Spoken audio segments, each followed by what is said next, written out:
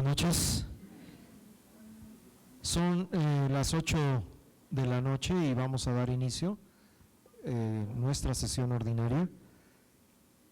De tal manera que vamos a proseguir en el orden del día y para darle continuidad vamos a dar lectura a el acta del mes de septiembre. ¿De acuerdo? Hace el uso de la voz la doctora Angélica Vargas. Muy buenas noches a todos. Con la presencia de 27 colegiados y 34 no colegiados in situ, así como 44 asistentes por vía internet, el 29 de septiembre del año en curso, a las 20:10 horas, se dio inicio a la octava sesión de la gestión 2015-2016, celebrada en el Salón G del mezanín del Hotel Hyatt Regency, Ciudad de México. La sesión fue presidida por el doctor Mario Salazar Páramo, presidente del Colegio Mexicano de Reumatología, quien dio la bienvenida a los asistentes. Posteriormente, la que suscribe leyó el acta de la sesión anterior, la cual fue aprobada por los colegiados. El doctor Salazar informó que los días 24 al 26 de septiembre se llevó a cabo el sexto curso internacional de reumatología en Guadalajara, Jalisco, con la participación de 291 asistentes. Reiteró la invitación al 44º Congreso Mexicano de Reumatología, que se llevará a cabo del 10 al 14 de febrero de 2016 en Mérida, Yucatán, e invitó a enviar trabajos libres para este congreso hasta antes del 16 de octubre. Recordó que está abierta la convocatoria para socios nuevos y honorarios desde el 25 de agosto y hasta el 22 de enero de 2016, sin prórroga. A su vez, recordó que estaba abierta la convocatoria para vicepresidente y tesorero suplente, que se cerraría el 23 de octubre. Invitó a proponer candidatos para maestro de la reumatología mexicana y enviar documentación necesaria antes del 30 de octubre. Informó que se publicó la convocatoria para el premio Donato Alarcón Segovia, cuyos documentos se recibirán hasta el 27 de noviembre de 2015 a las 23:59 horas sin prórroga. Se les recordó a los asistentes que desde los días 28 de agosto, 11 de septiembre y 25 de septiembre de 2015 están disponibles en la página del Colegio Mexicano de Reumatología las encuestas de los capítulos 8, 10 y 12 sobre los estatutos del Colegio Mexicano de Reumatología, respectivamente, e invitó a participar en su revisión con sus comentarios. Se informó que se contrató un seguro de gastos médicos mayores para los miembros del comité ejecutivo. El doctor Rojo informó que habría condonación de adeudos a colegiados retrasados siempre y cuando pagaran la anualidad 2015 durante el mes de octubre. El doctor Salazar informó que el 13º curso nacional de actualización en reumatología promédica reumatológica se llevó a cabo el 28 y 29 de agosto en Querétaro, con 85 participantes, así como el 18 y 19 de septiembre en Oaxaca, con 116 asistentes. Informó que se otorgaron 5 becas completas y 4 parciales para el Congreso Americano de Reumatología. Durante septiembre se realizaron también 8 entrevistas de radio y 2 en prensa escrita. Se recordó nuevamente la invitación para participar con el envío de las mejores imágenes clínicas o de gabinete para contribuir a la formación del Banco de Imágenes Colmex Reuma. El doctor Salazar comentó que en octubre se celebraría el Día Mundial de la Artritis Reumatoide y el Día del Paciente Reumático, para lo que se estarían realizando esfuerzos para incrementar la difusión y conocimiento de estas enfermedades. El doctor Juan Canoso preguntó si los maestros de la reumatología mexicana pagan anualidad, a lo cual se aclaró que los maestros no pagan. El doctor Carlos Macías preguntó si había la posibilidad de que hubiera un precio preferencial en el seguro de gastos médicos mayores para los colegiados, a lo que el doctor Rojo informó que aún no, pero se está trabajando en eso. El doctor Salazar aclaró que algunos de los miembros declinamos el beneficio del seguro de gastos médicos por tener ya algún tipo de seguro. El doctor Alejandro Arce Salinas invitó a subir los documentos necesarios para aquellos que requieren certificación vigente y que se tiene como plazo hasta el 30 de noviembre, mientras que en breve aparecería la convocatoria para los de certificación por primera vez. Posteriormente se dio inicio al programa académico con el tema síndrome autoinmune inflamatorio inducido por adyuvantes, coordinado por la doctora Olga Lidia Vera Lastra, quien expuso el espectro clínico de Asia con hincapié en la enfermedad por adyuvantes inducido por aceites, y el doctor Sergio Serpa Cruz habló de neuroasia. destacando sobre todo los componentes que se han implicado, así como mostrando algunas de las manifestaciones presentadas. A las 21:35 horas se dio por terminada la sesión académica. ¿Hay algún comentario al acta de la sesión anterior? De no ser así, pido que por favor levanten la mano como aprobación. Gracias. Muy bien, acto seguido vamos a dar el informe de las actividades durante el mes de octubre. Bien, quiero comentarles que en principio estamos muy contentos porque se recibieron 329 trabajos libres para el 44º Congreso Mexicano de Reumatología. Hasta donde conocemos, esta es una cifra récord en los resúmenes que han sido enviados a cada uno de nuestros congresos. Entonces, precisamente de ahí que nos sintamos favorecidos, congratulados con la respuesta de los colegiados y todos aquellos que participaron enviando sus propuestas. Estas propuestas están ya recibiendo el trato de revisión por parte de distinguidos colegas reumatólogos y serán notificados oportunamente sobre los resolutivos de la posición, las calidades en las que quedan los trabajos, bien sea trabajos orales, bien sea trabajos en cartel. Entonces, estamos trabajando en ello. Esto cerró oportunamente, como se dijo, el 16 de octubre, no hubo prórroga y bueno, pues el resultado es bastante alentador. De la misma manera, cerró la convocatoria para postular o recibir propuestas para vicepresidente 2016-2018 y también cerró la convocatoria para tesorero suplente 2016-2018. Oportunamente haremos de conocimiento de la Asamblea cómo se irá trabajando el proceso para la elección del nuevo vicepresidente y tesorero suplente. Por lo pronto están cerradas ambas convocatorias. Permanece abierta la convocatoria para socios nuevos y honorarios. Está abierta, recuerdo ustedes, desde el 25 de agosto y cierra el 22 de enero de 2016. No habrá más prórroga, por lo que los invitamos a que participen justamente en esta convocatoria de socios nuevos y honorarios. Se les invita también a proponer candidatos o candidatas para maestro, maestra de la reumatología mexicana, enviar la documentación necesaria. Esta convocatoria vence próximamente el día 30 de octubre. Repito, maestro, maestra de la reumatología mexicana, vence el 30 de octubre.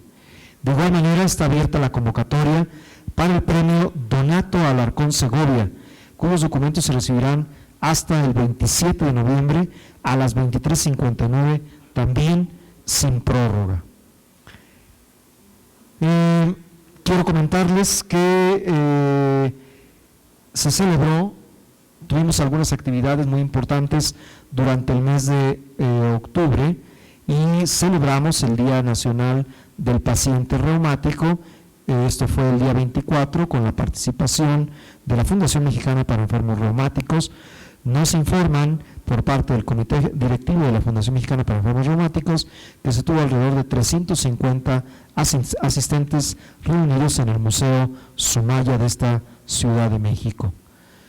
También quiero informar a ustedes que permanece abierta la convocatoria para participar en el envío de trabajos, de resúmenes de la Liga Panamericana contra el Reumatismo. Esta convocatoria vence el 2 de noviembre próximo. Nos invitan a enviar nuestros resúmenes lo más pronto posible y el evento tendrá lugar en la ciudad de Panamá, en Centroamérica. También tenemos abierta la convocatoria para el programa de estancia corta en el extranjero en Reumatología 2015 del Instituto Científico Pfizer. Las bases del concurso están en la página web del propio colegio. Esta convocatoria vence el 30 de noviembre del año 2015, entonces los invitamos a participar también de esta beca coordinada por la Unidad de Investigación y que participa justamente el colegio junto con el Instituto Científico Pfizer. nada más hacer mención, para finalizar mi intervención, que tuvimos también una actividad muy prolija en medios, tanto en televisión como en radio. Hemos estado difundiendo las actividades que los colegiados, que el propio colegio tiene para con la población general, y sobre todo que conozcan la población general tenga con mayor conocimiento de las enfermedades reumáticas. De tal suerte que pues algunos de ustedes nos han apoyado en esto, otros han escuchado seguramente de las participaciones que hemos tenido tanto en la Ciudad de México como en otros estados de la República, y bueno, pues estamos también trabajando muy arduamente en ello. Acto seguido, si ustedes me lo permiten, voy a ceder el uso de la voz a nuestro vicepresidente, el doctor Daniel Gibelé, quien hará algún anuncio importante respecto a los estatutos. Buenas noches. La encuesta de los estatutos va a cerrar la próxima semana. Este viernes se publican los últimos 2 capítulos de los estatutos actuales y la propuesta de modificación. Entonces, les solicitamos que todos aquellos de ustedes que todavía estén interesados en participar, lo hagan, nos apoyen con sus comentarios, y el miércoles de la próxima semana será el cierre de la encuesta para proceder a la elaboración de un borrador que se les presentará posteriormente. Gracias. Muy bien. ¿Algún comentario del doctor Rojo? Ninguno. Solamente recordarles que hasta el día 31 de octubre a las 12 de la noche se tendrá el plazo para pagar los que deben alguna de sus anualidades de los miembros de este colegio. Si así lo hicieren, se les condonarán las deudas pendientes, pero es hasta el 31 de octubre a las 12 de la noche. Así que por favor, los que deban algo, paguen, aprovechen esta oportunidad única que se está dando. Todavía quedan 4 días, así que por favor aprovechenlos. Bueno, yo les sugiero no esperar a las 12 de la noche porque cierran los bancos, entonces. Muy bien.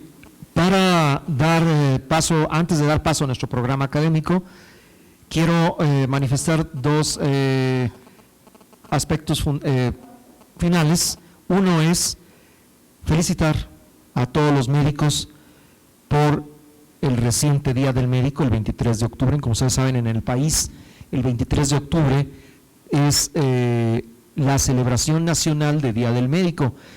El Colegio Mexicano de Reumatología comparte todos los valores que enaltecen el servicio de esta profesión y se une a las felicitaciones a todo el gremio médico, no solamente los especialistas en la reumatología, todos los médicos que estamos al servicio de la comunidad. Y bueno, pues enhorabuena y que hayan pasado un día bastante agradable. Finalmente, estamos acercándonos ya a la conclusión de la gestión de esta mesa directiva que me honro en encabezar. Y estamos preparando un congreso de lo más atractivo posible para todos ustedes. Recuerdo que del día 10 al 14 de febrero del año 2016 tendrá verificativo el 44º Congreso Mexicano de Reumatología en la ciudad de Mérida, Yucatán. El programa prácticamente está definido, lo pueden ustedes consultar en nuestra página web.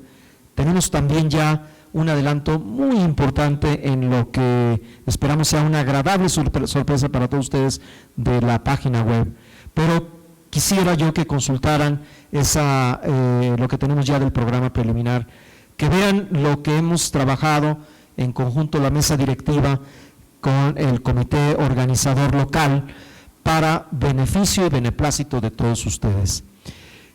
Hemos equilibrado tanto las sesiones académicas como el aspecto también social y el aspecto familiar, valga la expresión, de este próximo congreso. Por favor, revisen el programa preliminar, sus arreglos ya en sus centros hospitalarios. Creo que con este programa preliminar que hemos lanzado ya los pueden ir haciendo. Sabemos que algunos de ustedes necesitan hasta 90 días para el permiso en sus respectivos centros hospitalarios. Entonces creemos que ya tenemos la oportunidad de ofrecerles a ustedes el antecedente prácticamente ya de maduro de lo que será nuestro programa. Los invitamos pues a que lo consulten, que se integren a las actividades del Congreso y que nos acompañen. Esperemos que cumpla cabalmente las expectativas de lo que hemos diseñado para, insisto, todos ustedes. Tenemos participaciones, lo he mencionado en anteriores ocasiones, de gente muy, muy connotada en el ámbito de la reumatología nacional e internacional, y estamos seguros, así lo considera la mesa directiva, que será un congreso de lo más atractivo. Por demás está decir que Mérida ofrece las alternativas de una ciudad moderna, una ciudad colonial, una ciudad segura, una ciudad donde nuestros colegas se han manifestado de la mejor forma. Hoy no nos pueden acompañar vía internet porque bueno, las condiciones no lo permiten, pero estamos en estrecha comunicación con ellos y seguramente en la repetición que tendremos de la sesión escucharán estas palabras. Y les agradecemos a ellos y a todos ustedes que estén en febrero próximo en esa sesión, en ese congreso. Sin más, voy a pedirle a mis compañeros de la mesa directiva que pasemos a las sillas del frente, y voy a ceder el uso de la voz al distinguido maestro, doctor Manuel Martínez Lavín, para que conduzca el programa académico de esta noche. Maestro, por favor.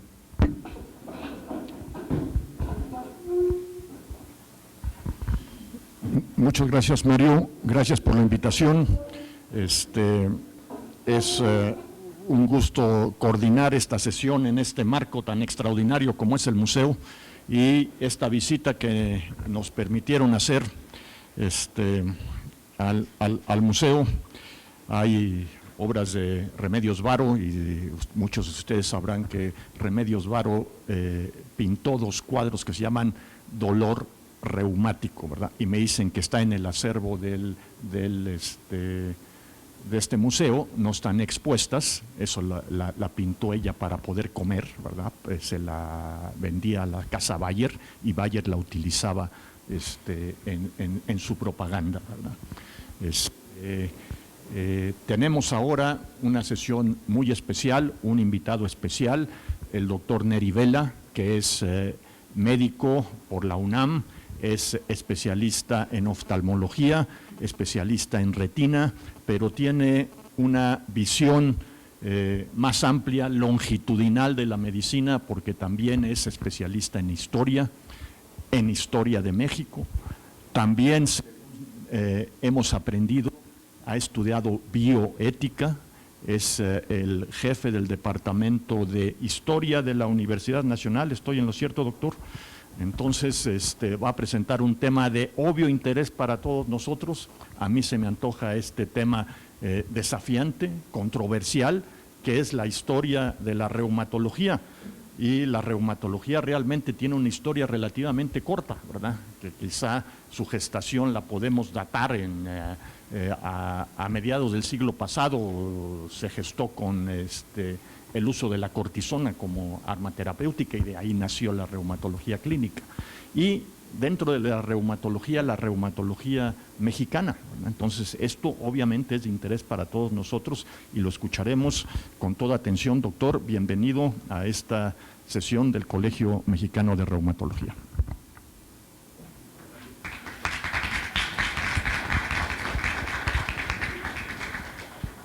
Agradezco profundamente la invitación para estar con ustedes en esta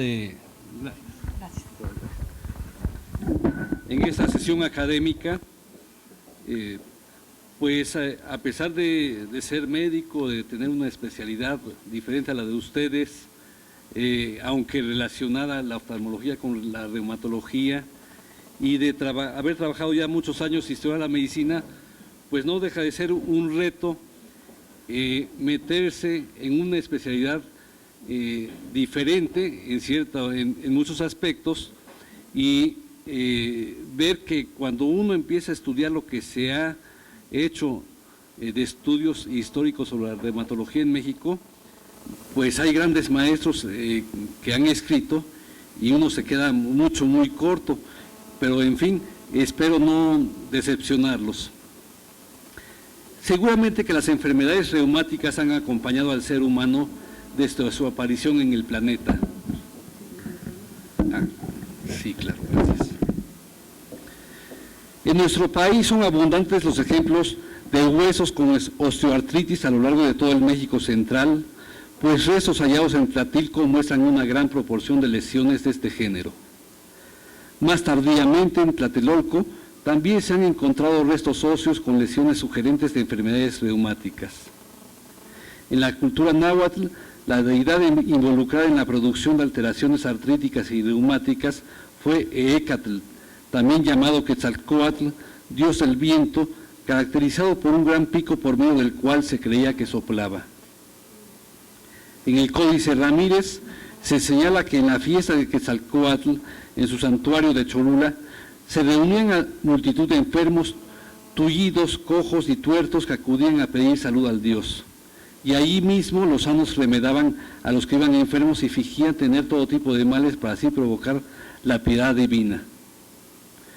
Autores del siglo XVI, como Fray Bernardino de Sahagún, hacen referencia al riesgo que existía al quedarse a pernoctar en los montes o en lugares despoblados, por la posible aparición de aires, los llamados ECAME, cuyo contacto podía producir enfermedades como catarros romadizos, que es un catarro de la membrana pituitaria, tullimientos y embaramientos, todas ellas consideradas como originadas por el frío. Reconocidos estudiosos como Donato Alarcón Segovia, Aceves Ávila, Báez Molgado, Medina, Martínez Lavín, Fraga, entre otros, han plasmado sus investigaciones en interesantes artículos. Uno de los grandes catequizadores de la Nueva España, Fray Alonso de Molina, señala en su vocabulario el término huapalistli para referirse a las reumas, el cual junta los conceptos de enfermedad y de tabla, vara, denotando la proximidad con embaramiento y con la tiesura de las articulaciones. En su obra, Molina reúne varios significados que no son discordantes entre sí, pues por una parte traduce el término como fortaleza o aspereza, mientras por otra habla de calambre, embaramiento, encogimiento de nervios y dolor de hijada. En 1552, en Tlatelolco, se escribió el Códice de la Cruz Badiano, llamado también Libellus Medicinalibus Inorum Herbis, en el que se señala la rica herbolaria medicinal que se encontraba en nuestro país. Así se encuentran remedios contra la debilidad de las manos, el dolor de rodillas y la contracción incipiente de las mismas. En su capítulo 9, el Libellus menciona a la enfermedad de las articulaciones, siendo en cambio la podagra una enfermedad que remite con precisión, de acuerdo con la terminología usada en aquellos años en la medicina europea, para referirse a reumas en los pies.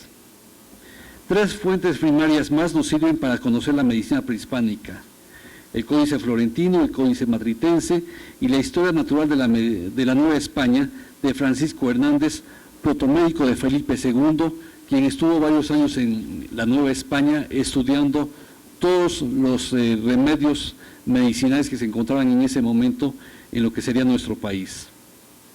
El tesóchtitl, la flor de piedra, era empleada por de la Cruz para la contracción incipiente de la rodilla.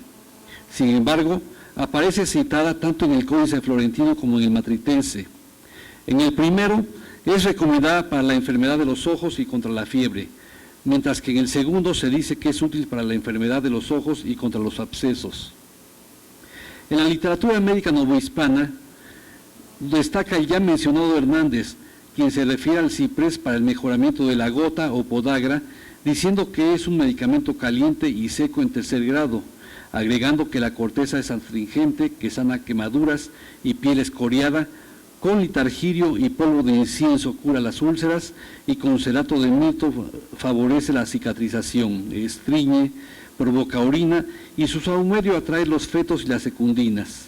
Es útil contra la sarna e hinchazones, previene dolores de dientes, aleja temores, aprovecha los hepáticos y agrega que la resina es caliente en 4º grado, cura dolores por frío y la enfermedad articular, arroja flatulencia, disipa hinchazones de origen flegmático y afloja nervios distendidos. Alonso López de Hinojosos escribió Suma y recopilación de cirugía con un arte para sangrar muy útil y provechosa, que en su edición de 1595 modificó su título por el de Suma y recopilación de cirugía con un arte para sangrar y examen de barberos, compuesto por maestre Alonso López de Hinojosos.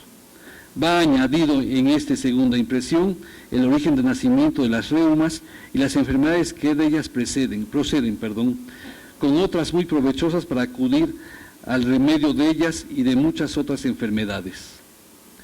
López de Hinojosos, en el capítulo 3 del Tratado V, nos escribe acerca de los dolores de las rodillas y de todo género de bubas, diciendo que para el tratamiento, entre otros remedios más, se debía purgar al enfermo con 1 onza de tabletas de Michoacán o 1 dracma de la pulga de Dextlalpa, y sobre la parte adolorida se debía poner media onza de incienso y mirra, ajos y mostaza a partes iguales, haciéndolo 3 o 4 veces al día, poniéndolo encima del sobrehueso, y si el caso no se resolviere y el dolor no cesare, prescribía otros remedios. El mismo autor también especula sobre la gota, mencionando que cuando ataca a las manos se llama quiragra, si es a los pies podagra y si afecta las junturas de todo el cuerpo, artética, agregando que si se forman manchas coloradas se nombra gota rosada y cuando da el dolor en la juntura del cuadril, ciática. Para López Hinojosos la cura es variada, pues puede usarse del frío, de lo caliente, de las sangrías y de diversos remedios vegetales.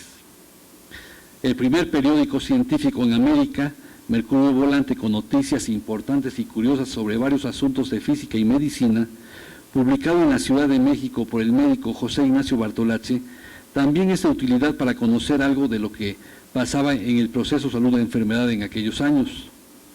En 1774, Bartolache inserta en su periódico, con fecha julio 15 de 1774, una noticia plausible para sanos y enfermos, en la que refiere que en 1767 se habían impreso en Génova 2 disertaciones con el título sobre las ventajas que trae el uso del fierro en la medicina para curar muchas enfermedades, conservar la salud y retardar la vejez, de la autoría del médico Jacinto Givelli.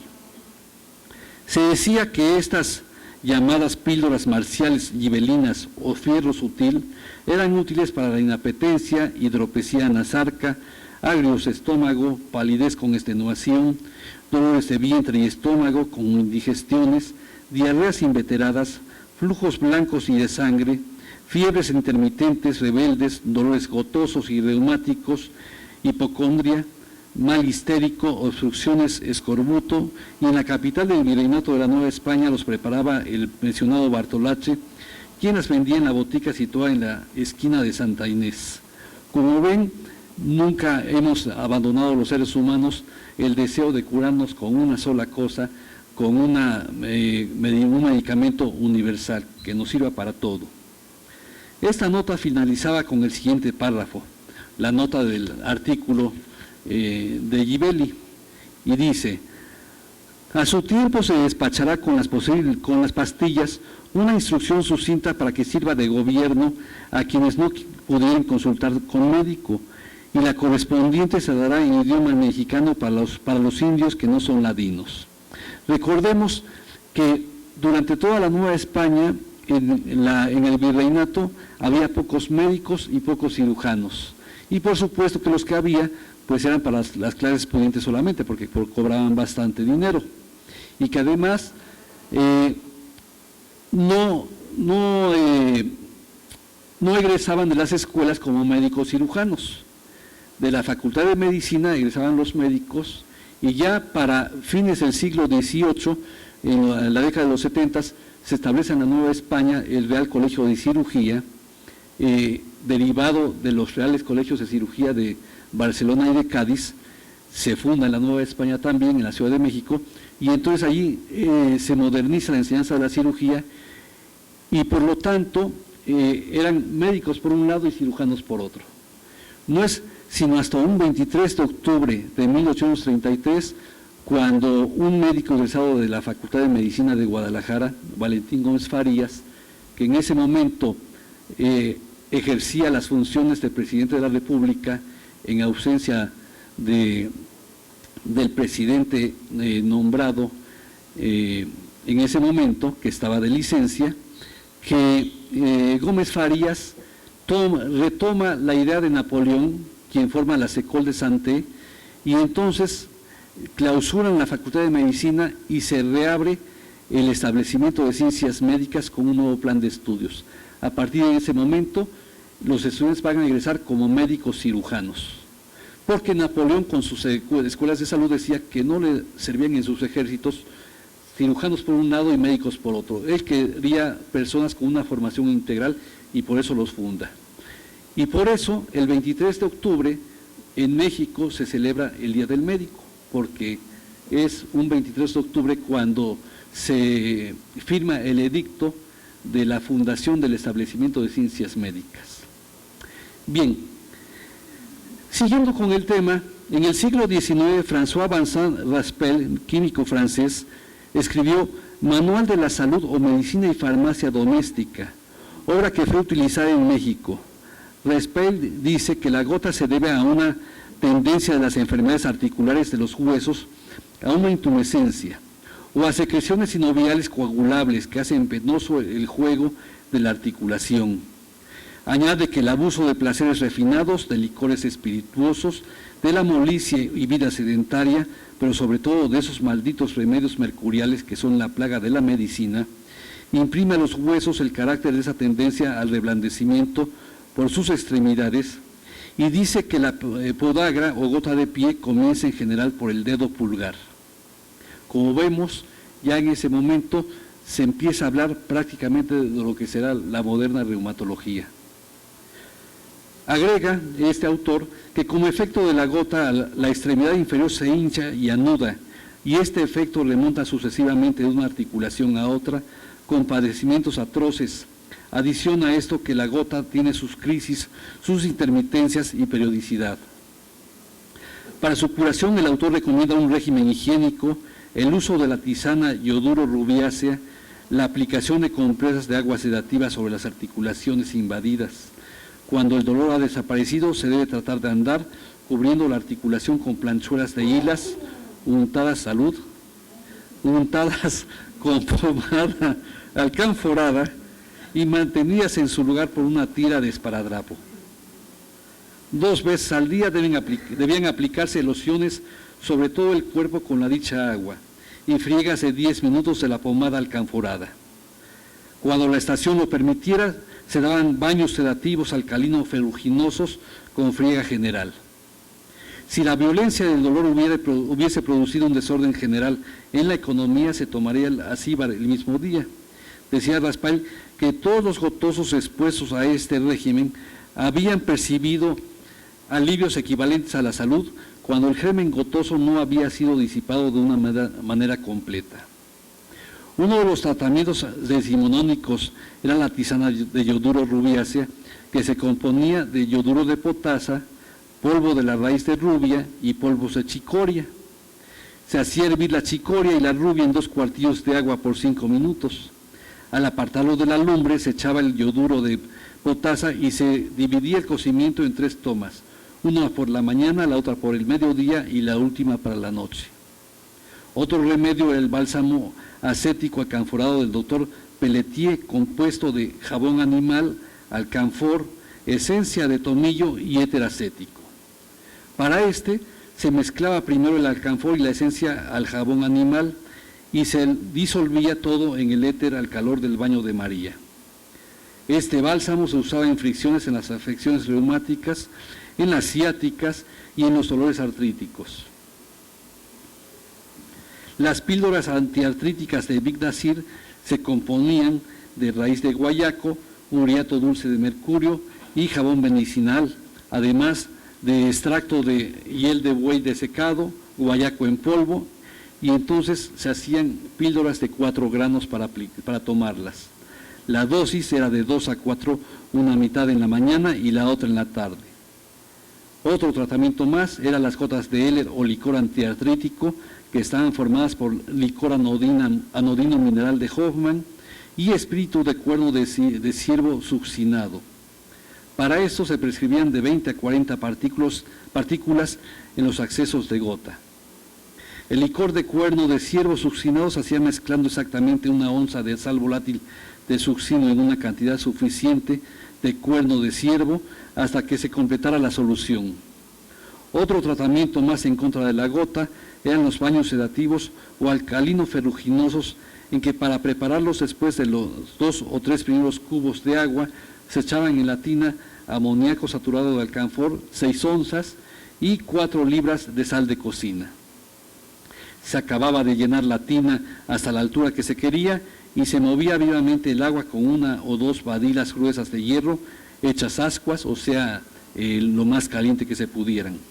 Debía notarse que se preparaba el amoníaco saturado de alcanfor, echándose en un cuartillo de aguardiente alcanforado 6 onzas de amoníaco y moviendo la mezcla en una botella bien tapada.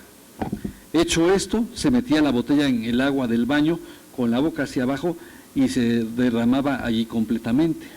Raspalla nota que las causas de los reumatismos son las perfrigeraciones de la piel, la transpiración suprimida, el tránsito repentino de una temperatura caliente a otra fría, la introducción en los tejidos musculares de un cuerpo extraño acerado o de un helminto, caso este último asociado a dolores lancinantes, y señala el mismo tratamiento que en la apoplejía incompleta, la aplicación de compresas de agua sedativa sobre la región adolorida durante 10 minutos, 3 veces al día, y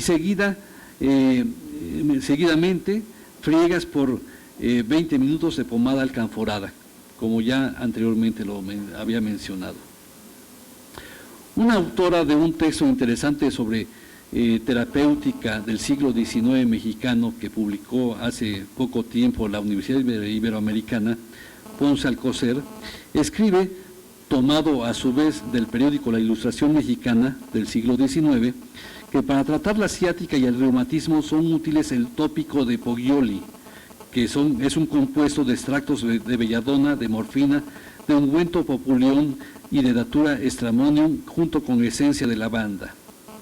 Y además el tópico contra los reumatismos, que es una mezcla de una sal de morfina, de hidroclorato, de agua destilada, de extracto de belladona o atropina, de ungüento populium, de hojas maceradas de datura, todo aromatizado con esencia de limón o con agua de laurel cereza. La misma Ponce Alcocer agrega que para el manejo del reumatismo se debía tomar 1 libra o más de lombrices terrestres, que después de limpias, aunque sin lavar, se debían colocar en una redoma de vidrio bien tapada, poniéndose en una porción de cieno en el momento de la fermentación a media vara de profundidad. Se debía dejar en dicho sitio durante 24 horas, encontrándose que al sacar el frasco, las lombrices se habían convertido en un líquido turbio, algún tanto terregoso, con olor bastante fuerte y nauseabundo, muy semejante al hedor que arrojaban las sardinas podridas. Obtenido así el medicamento, en el estado en que se debía usar, se bañaba la parte afectada del dolor reumático con un trapo empapado en dicho líquido tibio, operación que debía repetirse 2 o 3 veces al día, poniendo encima un papel de estraza bien caliente. Decía el autor de esta mixtura que a los pocos días el dolor desaparecía como por encanto. En las páginas de Gaceta Médica de México podemos encontrar escritos referentes a los padecimientos que hoy en día son campo de la reumatología. Entre ellos, en el siglo XIX se encuentran trabajos como reumatismo fibroso, reumatismo articular agudo por el doctor Briquet, uso del azufre contra los reumatismos, uso de las fresas contra la gota en 1843. En 1870 podemos hallar de Sebastián Labastida valor terapéutico de los diversos métodos recomendados hasta hoy para el tratamiento de las afecciones reumatismales. En 1873 apareció la propilamina en el reumatismo articular agudo. en 1877, ácido salicílico y salicilato de sosa en el reumatismo agudo. En 1880, las picaduras de las abejas curan el reumatismo articular. En 1886, de Federico Semeleder, quien fuera médico personal de Maximiliano de Habsburgo, del reumatismo gonorreico. En 1888, de Jesús Valenzuela, tratamiento del reumatismo articular agudo. En 1895, de José Olvera, 3 casos de reumatismo articular grave. En este mismo siglo XIX, en la Escuela Nacional de Medicina de México se realizaron las siguientes tesis sobre este asunto. De la terapéutica del reumatismo en México, por Manuel Pozo, 1870, de la aplicación del ioduro de potasio en el reumatismo articular agudo, por Juan Collantes y Buenrostro, en 1872, breve estudio del reumatismo articular agudo, por José de la Paz Bravo, 1874, y los pseudoreumatismos, por José Malabear, de 1899. Del razonamiento de Manuel Pozo, ya ha tratado en la Revista Mexicana de Reumatología Píndaro Martínez Elizondo en 1994, por lo que solamente redundaré en ello. La tesis inicia diciendo: el adelanto de la ciencia llegará a poner en uno de los cuadros conocidos las enfermedades que hasta ahora se hallan sin lugar bien definido en la patología y que para disimular la impotencia de la ciencia se les ha clasificado entre las enfermedades especiales. Al ocuparme del reumatismo, que según el autor ilustre que se sigue por texto en la Escuela de Medicina Messier Grisol, está clasificado entre las enfermedades especiales, me he propuesto estos fines: hacerla salir de ese cuadro verdaderamente indefinido y colocarlo entre las inflamaciones y estudiar su terapéutica en nuestro país, donde es bastante común. Agrega: el reumatismo, según Grisol, es una enfermedad esencialmente móvil, muy sujeta a desaparecer y reincidir, pareciendo estar situada esencialmente en las partes fibrosas y musculares, y cuyo principal síntoma es un dolor más o menos vivo que la presión exagera comúnmente, pero que aumenta sobre todo por el movimiento de las partes enfermas. Se ha dividido en muscular y articular, y cada uno de estos es agudo y crónico. Entonces, así inicia esta tesis, que es muy interesante desde el punto de vista de la historia de la medicina en México y sobre todo para los reumatólogos. Durante ese siglo XIX aparecieron varios tratamientos sin aportar la mejoría que prometían dar, como estos que aquí les muestro. Como ustedes ven, eran medicamentos cúralo todo. También se utilizó de la hidroterapia para tratar de corregir, de modificar el curso.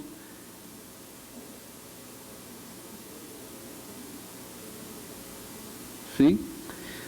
Pues bien, años clave en la historia de la reumatología mexicana son la fundación de la Sociedad Mexicana de Reumatología, AC, en 1960, que sustituyó a la Liga Mexicana contra el Reumatismo, idea inicial del doctor Francisco P. Miranda a fines de los años 30 y cristalizada propiamente en el transcurso de los años 40 por el doctor Javier Robles Gil. La publicación Revista Mexicana de Reumatología apareció en 1986 y en 1975 se fundó el Consejo Mexicano de Reumatología, AC. En 1944 fue fundado el primer servicio de reumatología en México, en el Instituto Nacional de Cardiología, hoy Ignacio Chávez, debido a los empeños de Javier Robles Gil.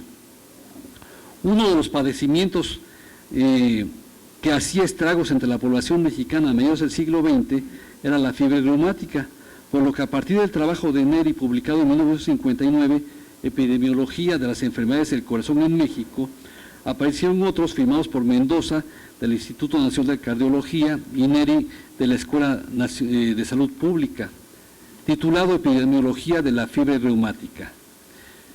De la autoría de Neme Basila, Rolando Neri y Roberto Fernández de Hoyos, algunos aspectos de la epidemiología de la fiebre reumática en México, y de López Ferrer, Neri y Fujigaki, Plan para un Programa Nacional de Control de la Fiebre Reumática. Esos estudios dieron pie a una efectiva campaña en la erradicación de esta enfermedad que causó muchísimos casos de incapacidad en varias partes de la economía humana. Figuras de renombre se han desempeñado dentro de esta especialidad médica, tales como el ya mencionado Javier Oblestil, así como Aurelio Gutiérrez Moyano, Gabor Catona Salgó, Gregorio Mintz Spiro, Alberto Cancino León, entre otros más. No digo entre otros más porque pecaría de no mencionar a muchos que han sobresalido en este campo de la medicina en México. En el mes de noviembre de 2000 se dio el reconocimiento de máster de la American College of Rheumatology a Donato Alarcón Segovia y a Antonio Fraga Muret durante el 64º encuentro anual del American College of Rheumatology realizado en Filadelfia. Así, la reumatología mexicana se ha mantenido a la par que en otros países, por lo que no debe olvidarse lo que en épocas pasadas han hecho otras personas para su incansable e incomparable desarrollo en pro de la salud de los mexicanos y de toda la humanidad. Muchas gracias.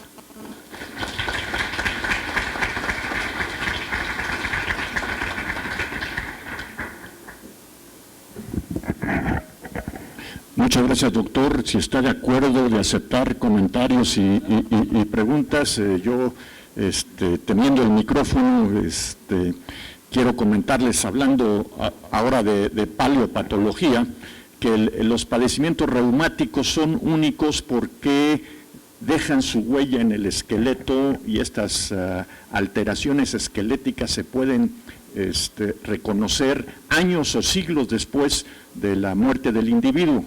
Entonces, tomando este punto en consideración, ya hace muchos años, nosotros nos pusimos en contacto con doctoras antropólogas del Instituto Nacional de Antropología e Historia para estudiar la extraordinaria colección de esqueletos prehispánicos que hay en el Museo Nacional de Antropología e Historia. Son miles en el basamento de esqueletos, todos con su historia clínica, de dónde vienen, etcétera, ¿verdad?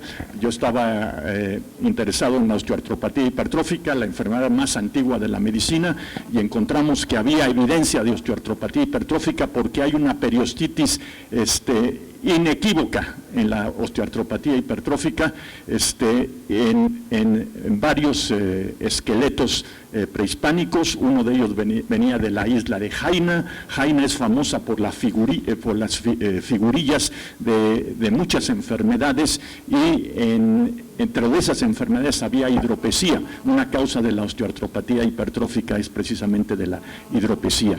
También mostramos que la espondilitis anquilosante es indígena de Norteamérica. Y algo muy curioso que yo les recomiendo cuando vayan al Museo Nacional de Antropología e Historia es visitar la Sala Norte.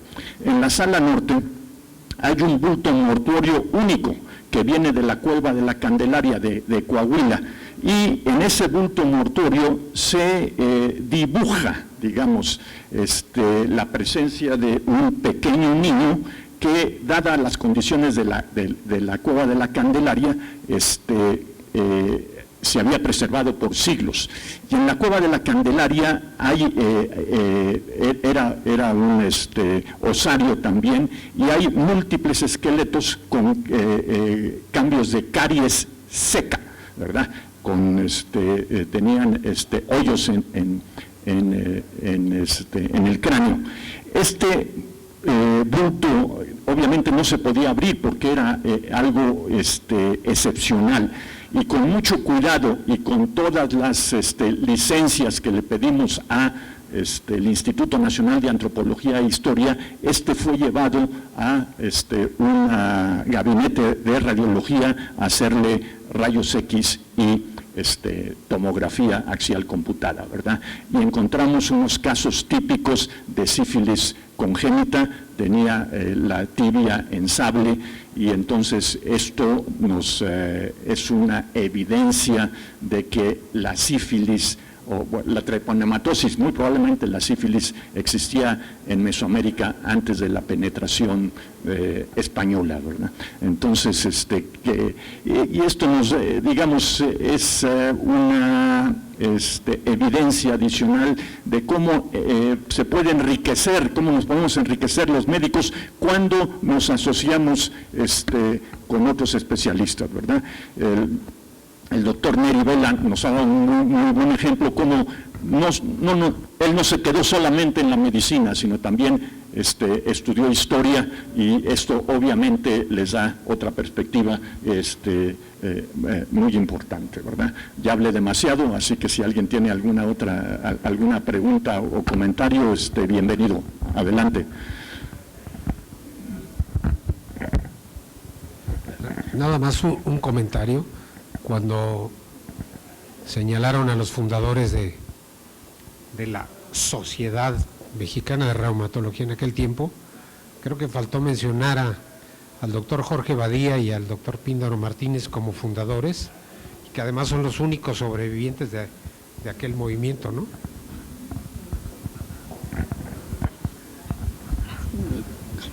Bueno, reconozco mi pecado, ¿verdad? Y de lo que decía el doctor Martínez Lavín, es interesante los estudios que hicieron con antropología física del instituto. En artículo de usted, de los anales de reumatología, creo que está como coautora Carmen Pilloan también, que en aquel momento, bueno, cuando yo empecé a hacer oftalmología, era la jefe de antropología física. Entonces, yo mi primer año lo hice en el GEA González, y hubo un convenio para hacer también estudios de cráneos de una colección de la penitenciaría de Lecumberri. Entonces, ahí empecé a adentrarme también con algunos antropólogos, y se da uno cuenta cómo se puede interactuar entre las diferentes profesiones para sacar un verdadero provecho y cosas verdaderamente interesantes. ¿Alguna otra pregunta? Bueno, Rolando, muchas gracias por tu extraordinaria plática. Es asombroso tu acervo bibliográfico que seguramente tienes, por todas estas fotos que nos mostraste lo demuestran. Y también por tu acervo cultural que tienes respecto a una rama de la medicina que no es la tuya particularmente. Entonces, muchas gracias por haber incursionado en la reumatología, que es la que sí nos atañe a nosotros y que tanto nos interesa.